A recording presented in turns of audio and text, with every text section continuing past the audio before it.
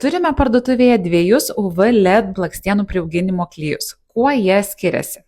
Tai esminis skirtumas yra šitų UV LED klijų spalva. Vieni yra juodi, kiti yra permatomi. Džiūvimo laikas juodų yra nuo 1 iki 2 sekundžių, permatomų nuo 0,5 iki 2 sekundžių.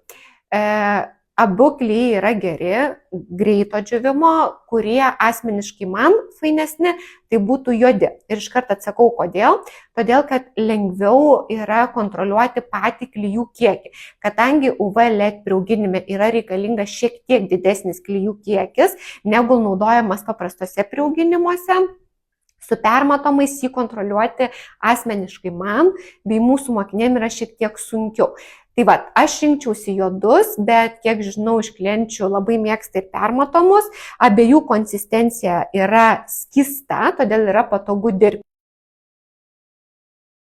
Taip, tai noriu parodyti, kad abu klijai, kuriuos mes turime LED, yra skystos konsistencijos. Galite pasižiūrėti. Ir taip pat pademonstruosiu įdedama blakstieną. Į juodus dedam, lašelis tikrai nėra tasus, konsistencija yra skysta.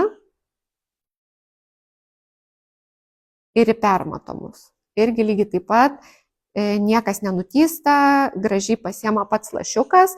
Dabar dėl pačio lašiuko keitimo. Tai dažnai būna sakoma, kad dažniausiai lašiuko užtenka darbui.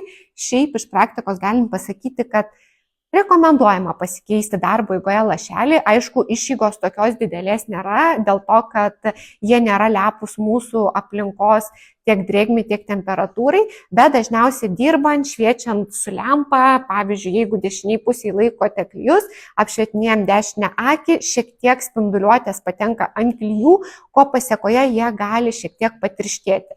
Tai rekomenduojama darbo metu, vidury darbo, patį lašelį atsinaujinti, pasikeisti.